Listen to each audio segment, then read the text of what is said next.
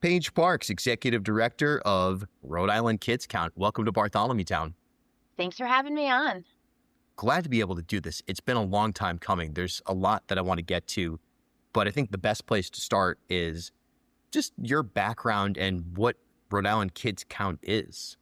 Sure. So I am the executive director for Rhode Island Kids Count. I've been in this role for about 4 years after my legendary predecessor of Elizabeth Burke Bryant. So happy to follow in her footsteps.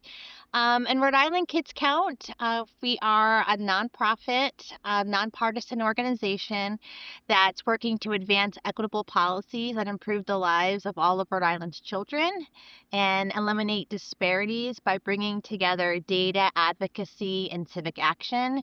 We've been doing this work for over 32 years, more than that. It started off as a project of the Rhode Island Foundation as a response to Annie E. Casey Foundation doing a call out looking for states projects to collect and report data on kids.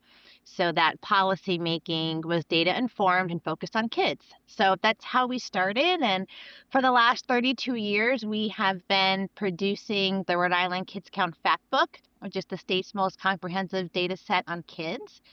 And then we don't just look at the numbers, which are often really sad and depressing, but we advocate for policies that are going to make some big changes for kids.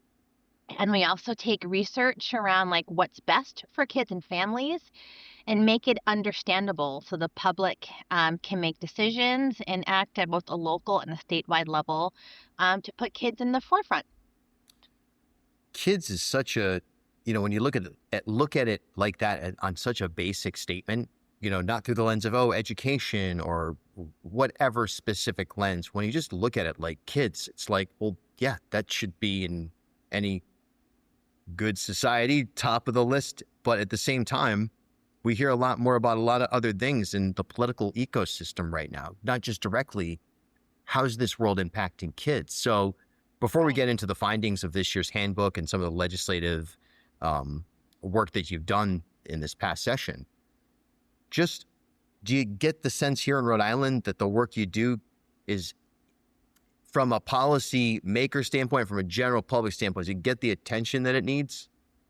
Yeah, I think kids get the attention they need because we have organizations like Rhode Island Kids Count and the campaigns that we lead, like right from the start, which focuses on early childhood policy and advocacy. The Raising Rhode Island Coalition, which looks at economic well-being and child poverty. It's because of these entities and these coalitions that exist is why kids remain at the forefront and why Rhode Island is making progress for kids.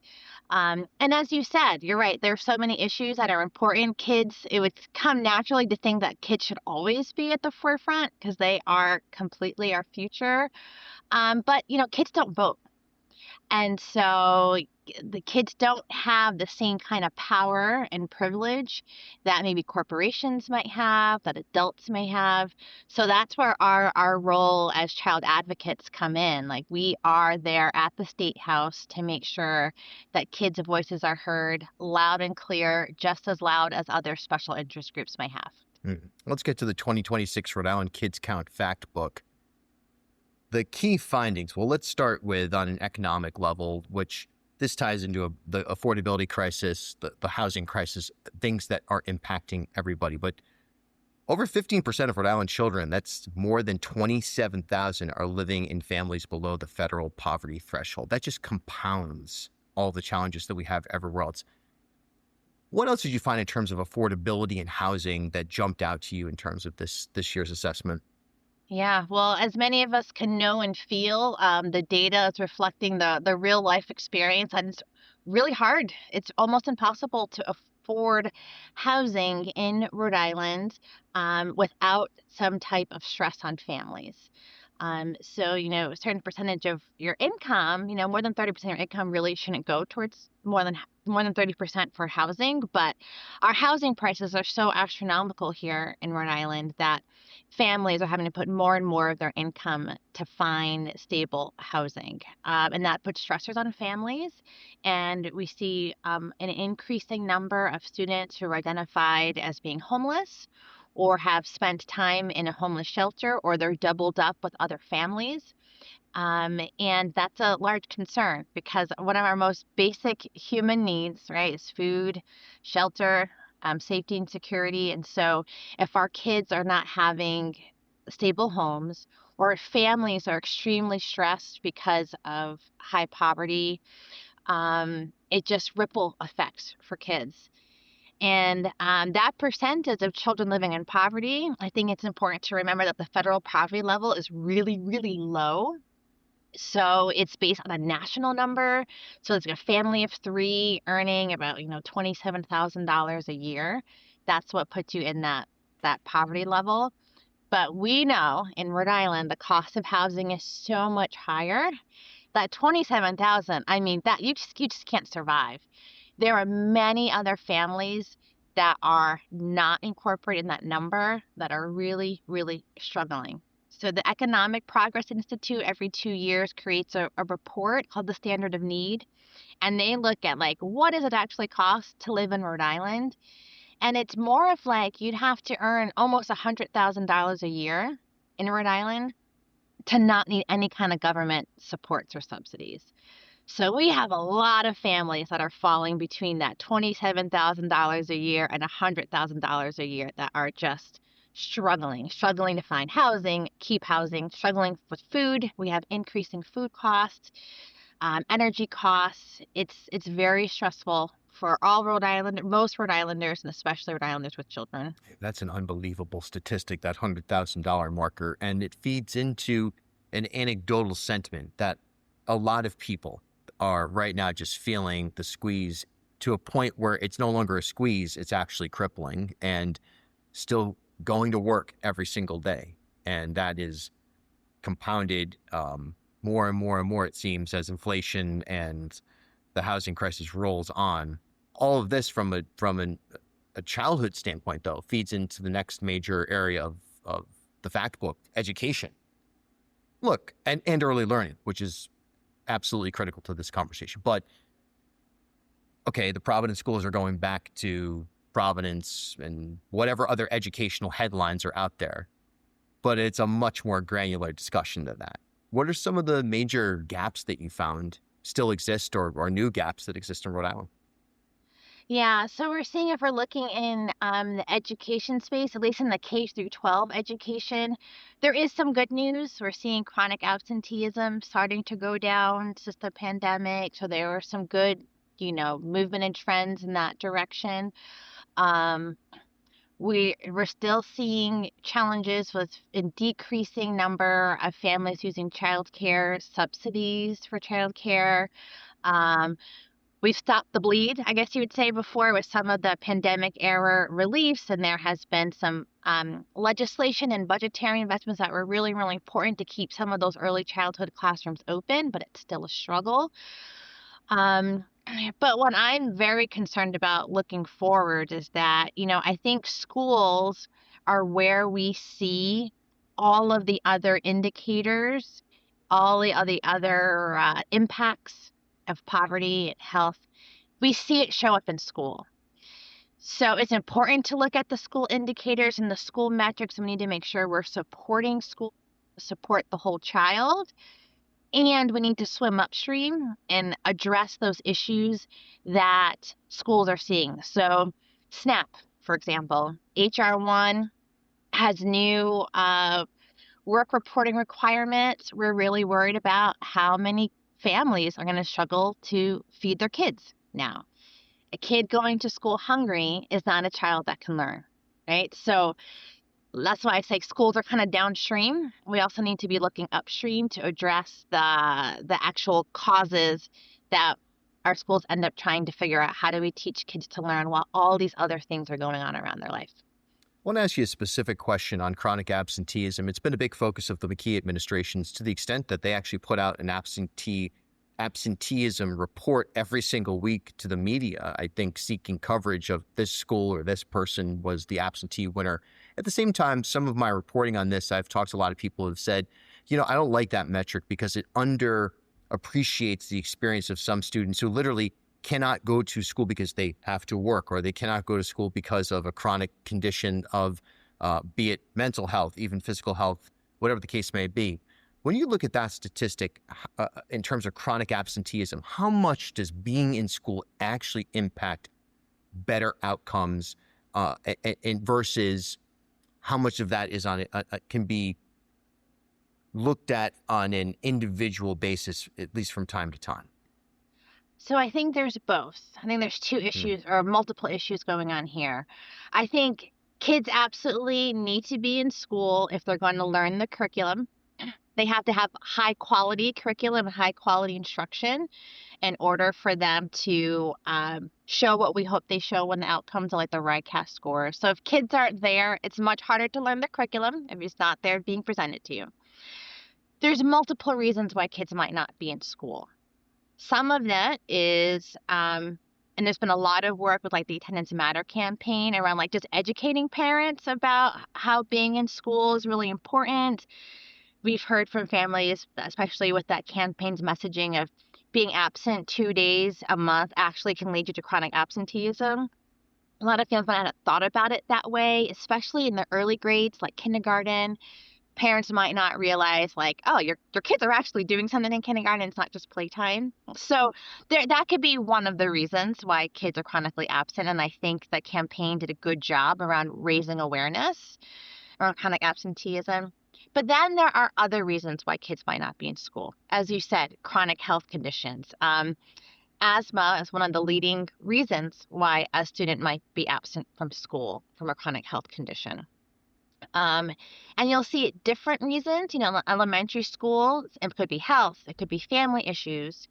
Whereas for older kids in high school, older kids actually have some ability to be like, no, I don't want to go. I don't care what my parents tell me. I don't want to go. Right. And so for an older student, it may be other issues why they might not be going. It could be school climate. It could be bullying. It could be they're just not interested in the curriculum. They don't think it applies to their life. So there's different reasons to address, different ways we need to address all of those reasonings. And it's one thing that I think the Attendance Matters campaign has done, as well as having that dashboard, it really has incentivized schools to look at their data. Look at it. See which kids are absent. Are you seeing a pattern? I mean, in some schools we've heard where because they were looking at that data every day now with a different kind of lens, they may have noticed certain patterns. So a high school student may be late to school, but their younger sibling is there on time. Oh, is that older sibling late because they're bringing their smaller brother or sister to school? Okay, how can school address that issue? But if you don't look at the data, you can't figure out what's going on. You can't figure out what patterns are happening. And schools have to be creative and figure out how to address that. Because there's so many different reasons why kids may be chronically absent. And you can't use the same strategy for all kids. You really got to understand and know what's going on for every individual family and child. Really glad we had that little diatribe there, because it's something I've wondered about a lot. And I think there's a lot of mixed feelings on. You summarized it beautifully there. Look, health and safety is another major area that was a focus of the Factbook. And the Rhode Island has relatively decent coverage metrics for children's health insurance. But we saw some stuff this year, like the Newport Birthing Center threatening to be closed. Now, all of a sudden, well, philanthropy better step in, or you're not going to be able to get maternal health care on Aquinic Island. So your overall assessment, let's start from a healthcare standpoint and then move into the broader concerns of safety, social justice, and climate and environment, and things like that, if we could. So on just access to care, your takeaways are? Yeah. So when I present data, I often say like I'm the most depressing person in the room because I'm always sharing bad news. Right. But health was always one of those areas where I was like, we can celebrate our children's health insurance coverage has been one of the top in the country for a very long time. We've been number 2 for many, many years behind Massachusetts, meaning so many of our kids having health insurance coverage. In this year's Factbook, we dropped in our national ranking to number 12. And so we are very, very concerned about that. I'm like, oh, my good news. We're taking away my good news. So we really have to pay attention to that and see where our kids dropping. As we dig more into the data, I think we're seeing that the kids who are losing coverage are those whose parents are working but their income is too high to qualify for Medicaid. And we're really concerned about like the premium tax credits being dropped off. It's going to be harder and harder for families to be able to afford health insurance coverage. So that's something we really need to pay attention to.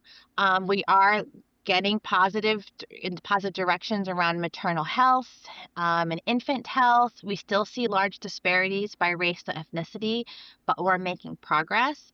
But it's hard to continue to make progress if we lose health insurance coverage for many families. So it's like one of those things where we've been making progress, and then HR 1 really threatens that progress that we have been making as a state. And it's kind of like we have to go back to step 1 to make sure that our kids and families have the basics like food, health insurance coverage, housing. Like we're back to the basics again in many ways. Yeah, right there is a strong enough argument, an opposition argument against HR 1 that should in and of itself resonate with anybody who is tepid in their opinion on that. What a plunge in such a short span of time for something that I don't want to say we were necessarily leading in, but we figured it out at minimum in a way that was sustainable. It seemed not anymore. Safety, justice, this is an area it's not just about, it is about violence perpetuated against a child, but it's also about exposure to things like domestic violence. What were your findings in this space and climate-wise, the experience of a child's development? Yeah. So the stress, we talked about like the stress of poverty on families and on children. Again, it like trickles into so many of the indicators of the Factbook, including exposure to violence. When families are experiencing tough economic stress, you can start to see it pervade in kids' exposure to things like that, as well as children's experiences with neglect and abuse. And oftentimes we say neglect first, because when kids are involved in the child welfare system, the biggest percentage of those reasons is because of child neglect. It could be lack of supervision. Families are juggling a couple of jobs and the kid is home alone, or something to that effect. And experience with domestic violence, we're always very concerned about that. I know our partners at the Coalition Against Domestic Violence have been advocating really hard to make sure that we continue to support many of the programs that help to get families with children out of domestic violence situations into safe housing so they can restart and rebuild their lives. It's devastating that there has to be so much advocacy for something that should be pretty basic understanding that we should take care of mostly moms who are trying to leave these situations with their child. So their child is not experiencing that violence, not experiencing all the stressors that come with it that then we see in other community settings, like in school or in neighborhood involvement in the youth justice system. To me, it's just so common sense. I'm like, we can see where this starts. We need to invest more on the front end for our kids and families. Yeah.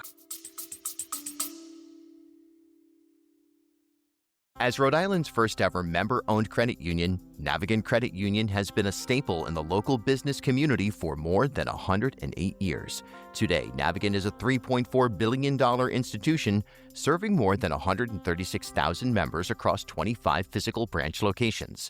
But since its founding in 1915, the mission has never changed. Navigant Credit Union's team of financial professionals have remained committed to improving the financial well-being of the families, businesses, and communities they serve across Rhode Island. Learn more at navigantcu.org. Bartholomewtown is proud to partner with Waterfire. Visit waterfire.org. Half Street Group brings a new generation's perspective to leadership communications, strategic public relations, and digital marketing.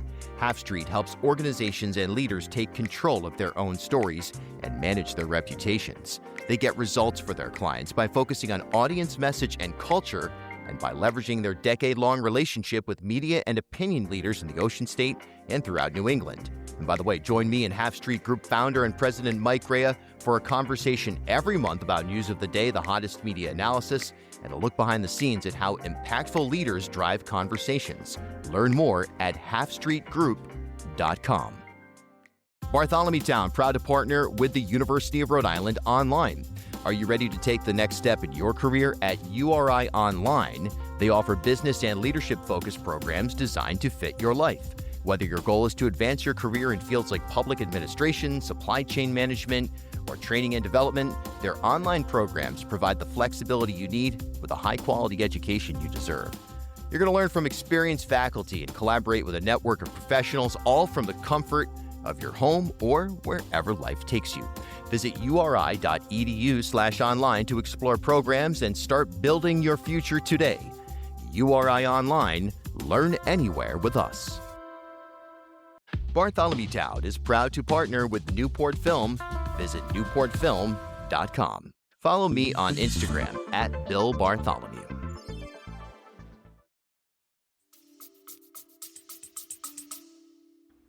What about from the standpoint of DCYF here in the state? Yeah, so DCYF has been under a decree order, and that department has been doing a lot of work to do a lot of restructuring and working with community partners to address the needs of kids and families. How do we bringing more kids back into state, back into care at state, and also supporting those community organizations that are providing much needed care for kids and their families, and those supports. And it's been a challenge, but we are really happy that in the budget that just passed, there were some funds put into place to help those community providers being able to go through what's called this Medicaid transformation, so that they're able to bill Medicaid directly, which helps make sure that they are able to be sustained and can do the programs and services that we know that we really desperately need them to be able to do effectively and efficiently. There's a special focus this year on immigrant children and families. Some startling statistics. I don't think a lot of people realize how many children live in immigrant families in Rhode Island, or the percentage, I should say, of the overall population of children in Rhode Island. It's close to a third. It's not nearly 30%. Which just further aggravates the way that the conversation around immigration has been framed right now, right? This is not some abstract, distant conversation. This is in each and every person's, never mind community, neighborhood. So what were your findings? And there's a call to action as well in this year's Factbook on this. Exactly. So this year's Factbook, we dedicated it to children immigrant families and had a special highlighted section around children immigrant families because of exactly what you've said. Our data is showing an increasing percentage of our children in Rhode Island live in an immigrant family. So what that means is that at least one parent in the household is foreign born. That number is now increased to nearly 30%, as you've said. And just watching what happened in 2025 at the federal level, and also knowing what our data is, I felt a pressing need to really highlight this community in our Factbook this year. As you said, this is not an abstract concept. This is not a DC issue. This is not a New York issue. This is a Rhode Island issue. And when we are seeing federal immigration policies that are separating children from their families, that are making immigrant families fearful of getting the services that their citizen children are entitled to, it makes me very concerned that we need to know here in Rhode Island that this is our kids we're talking about. This is not someone else's children. This is our children in our backyards, in our classrooms, in our neighborhoods. These are our kids. So we really need to pay attention to what's happening at the federal level and to also prepare ourselves as a state to protect our immigrant kids. So as you've said, we have nearly 30% of our kids are living in immigrant families. We also have the fastest growing percentage of multilingual learners in the entire country. So there is an urgent need to make sure that our schools are equipped to be able to educate multilingual learners and to really hone in on dual language programs, which help kids learn English, but also keep their home language so that they are able to be bilingual or multilingual, which is what we need for this economy that this world economy that we are participating in. And we want to make sure, as I said, that we're looking at and paying attention to the needs of our immigrant families and making sure that they have access to the programs and workforce development programs, nutrition assistance programs, because these are our kids. These are our future. Couldn't agree more. I don't think anybody with a heart or a brain could agree more as well at this point.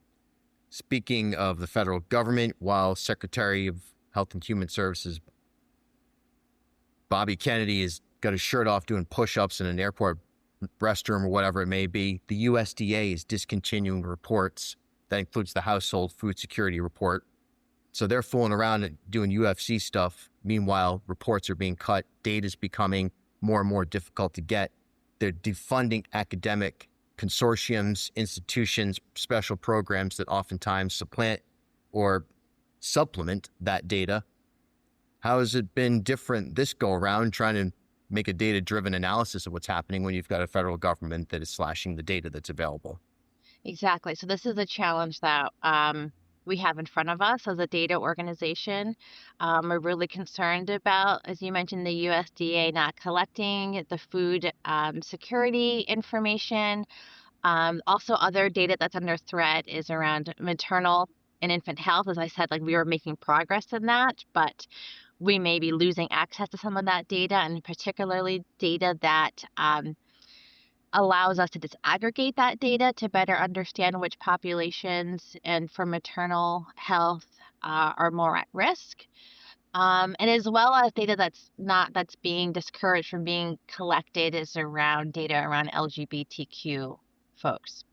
And so just because we don't have the data at the federal level doesn't mean that there's not those issues and problems. It just means it's going to be harder for us to better understand what's going on. So we at the local level, at Rhode Island Kids Count, are trying to be creative and thinking about what are other ways and avenues to make sure we can get this data.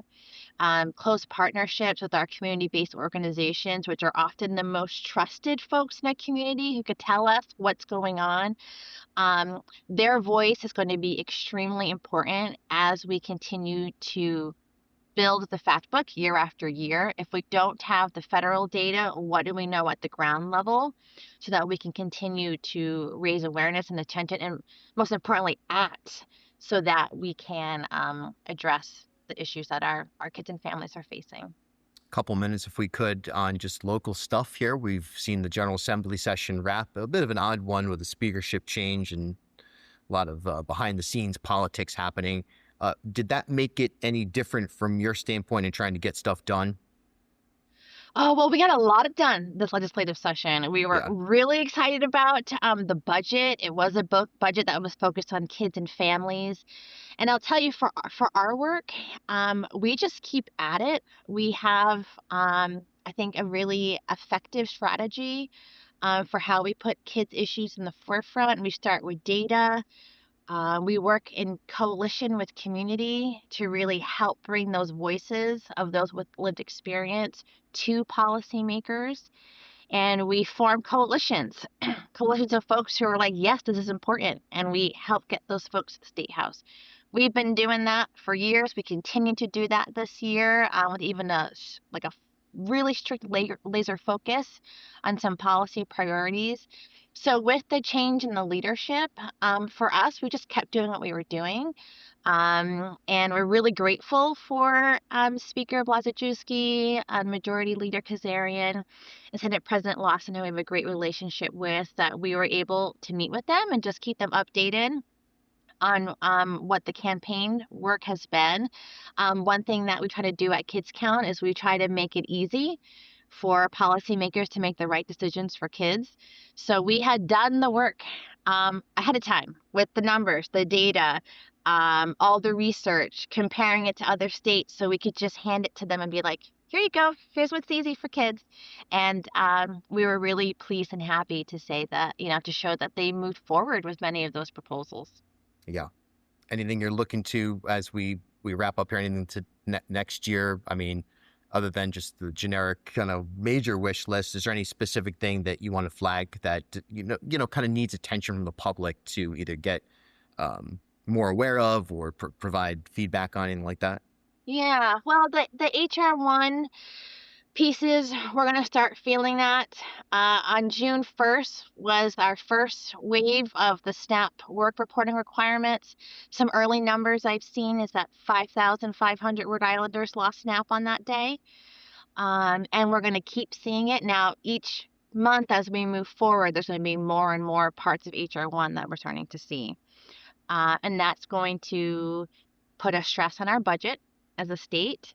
So I think just looking forward, we need to make sure we are paying attention to the new data and the numbers. And we are going to need continued investment in these programs so that we don't lose them. So we'll be working over the next couple of months to really build public awareness around the impacts of HR1 and things that we need to put more general revenue in. So for example, childcare, we have taken out $46 million in our childcare funding from our general revenue since 2005. We need to put some more money into that system.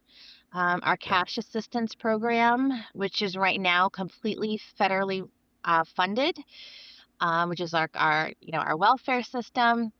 Those dollars need to be used. Those federal dollars need to be used for many other things. We need to start putting in our own general revenue as well to make sure that we are continuing to support families. The net is getting smaller and smaller at the worst time. We need to get the net bigger to support families. So look forward to us talking more about that over the next couple of months and giving the public some opportunities to join us in the advocacy. Yeah, likewise. And I hope we can highlight some of that stuff here. And the net is getting smaller and smaller. We did see a little bit of a surprise in terms of our revenue generation here in Rhode Island. And that is why economic development on a hyper micro down like across the street on Broad Street, like that level all the way up to the big ideas is so critical, because we need to be able to find a way to fund the programs. Millionaires tax in and of itself is not going to do it. So we got to keep moving forward here. Paige Parks, you're all about moving forward. Rhode Island Kids Count. I'm so glad we're able to do this. It's been a long time coming, and you're a legend, so thank you. Oh, thank you. What is the phrase people say? Long-time listener, first-time caller? That's me. I've been watching you for so long, so that's amazing. I'm so excited to be on the show. I really appreciate it. Great conversation. Thank you.